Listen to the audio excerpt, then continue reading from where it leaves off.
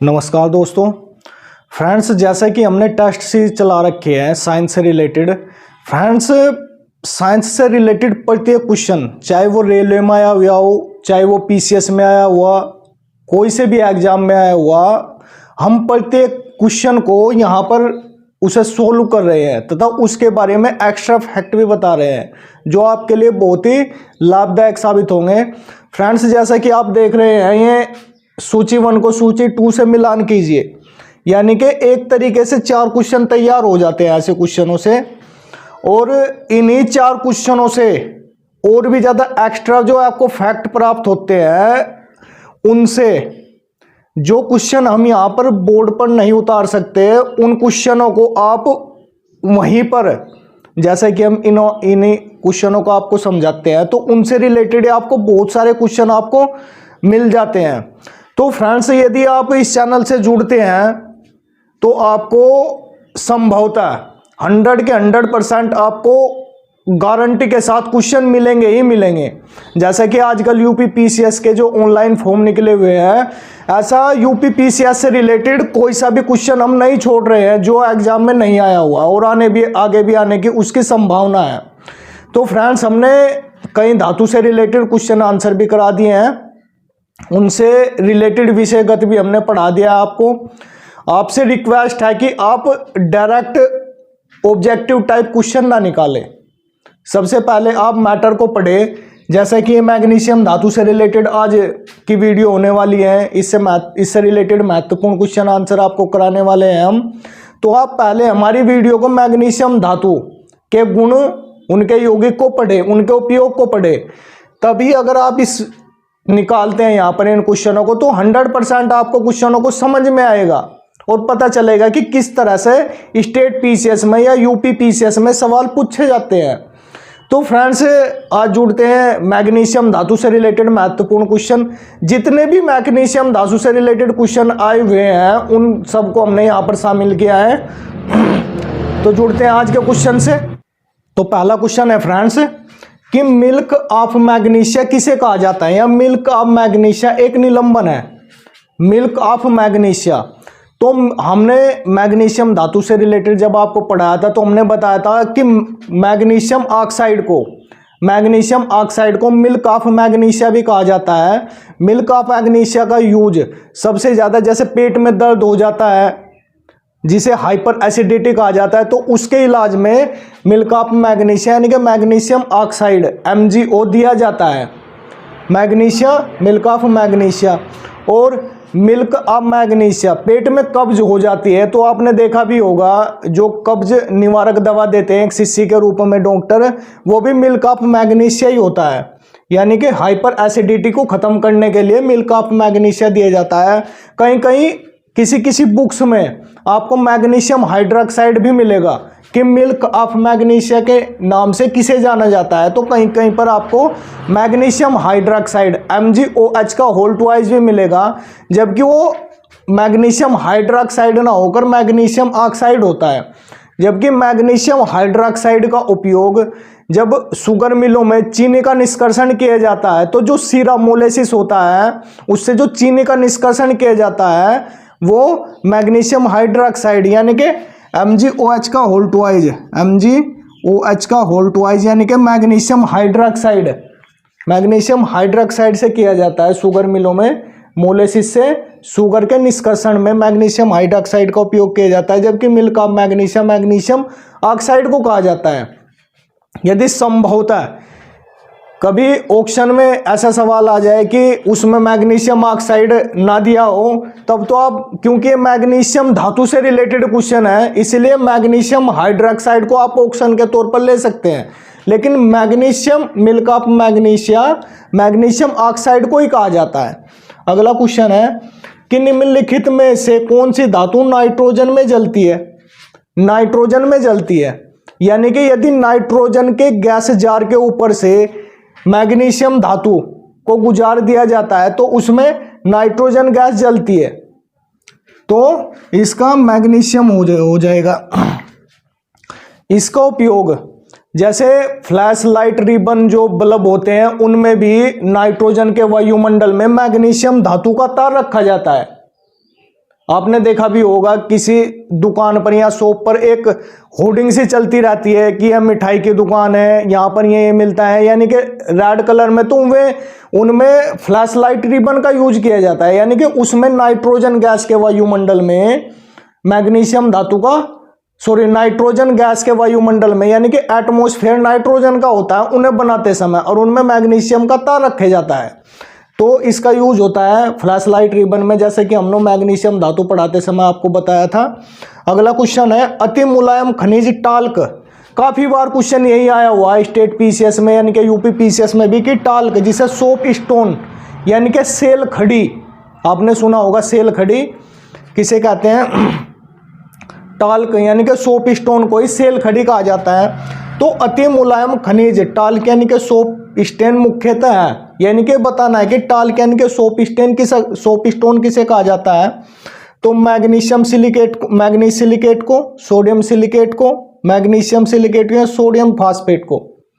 अब तो आप जाहिर सी बात है, यहाँ पर चूंकि हम मैग्नीशियम धातु से रिलेटेड ही क्वेश्चन करा रहे हैं, तो आप संभवतः एकदम बता दें कि मैग्नीशियम सिलिकेट होगा।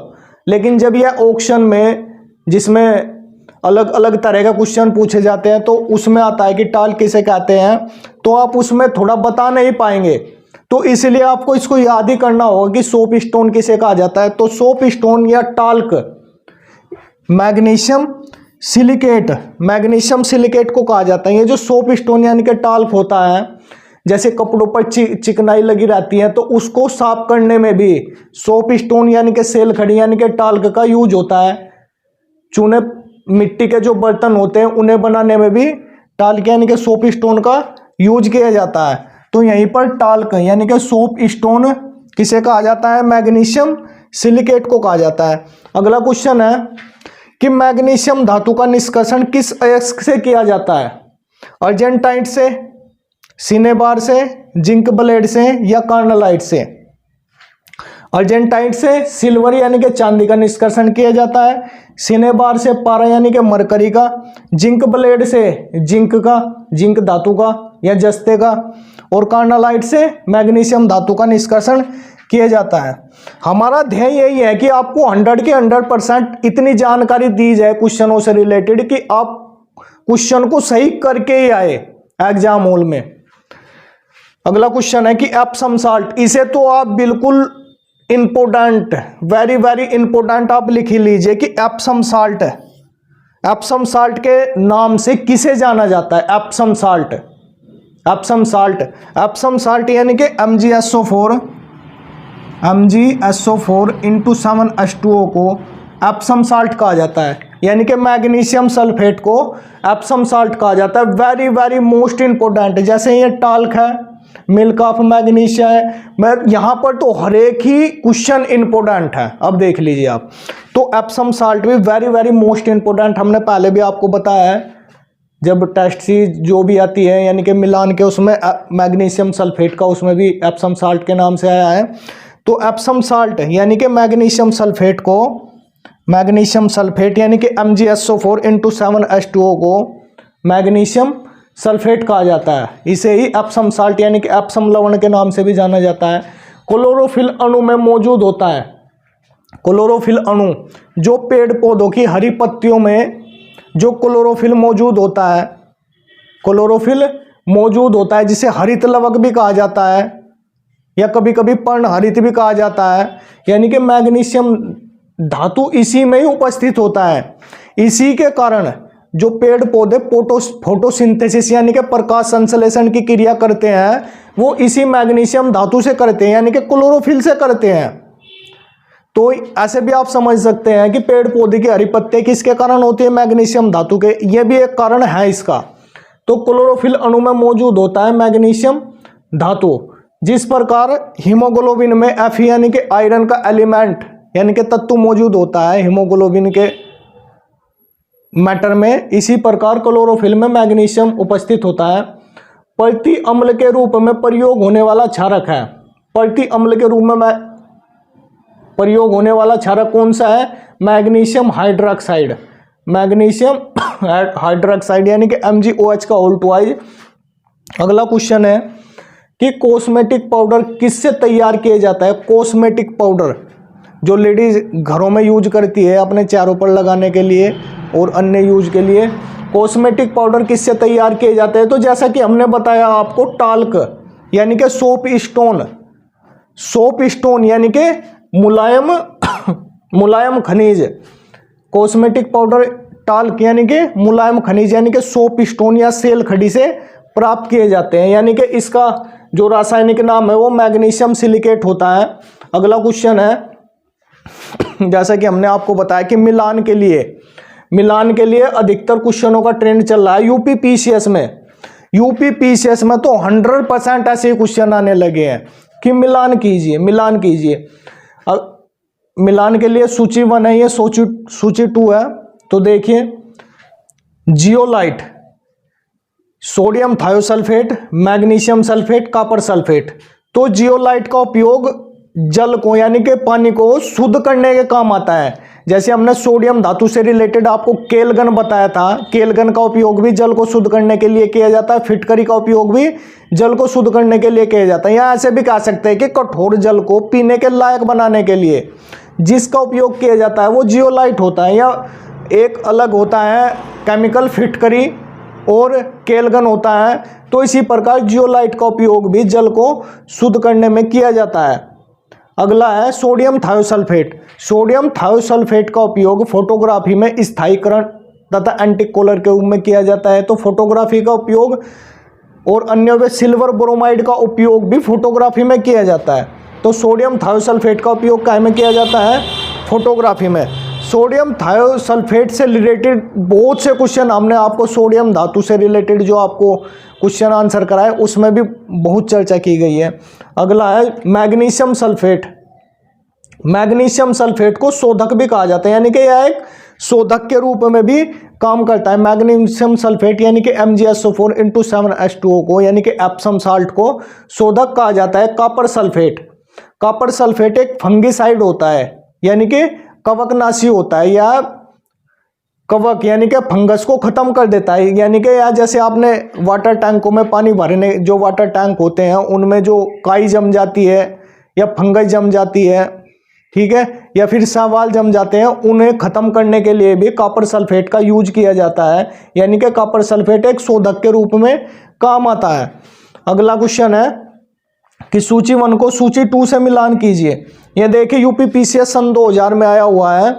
तो पित्तल यानी कि ब्रास हमने बताया था एक मिश्र धातु है, यह एक मिश्र धातु है। इसमें कॉपर यानी कि तांबा या तांबा Cu तथा जिंक यानी कि जस्ते के मिश्रण को, इसमें कॉपर 70% तथा जिंक 30% होता है।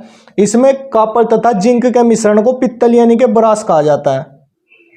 ये देखिए आप तांबा।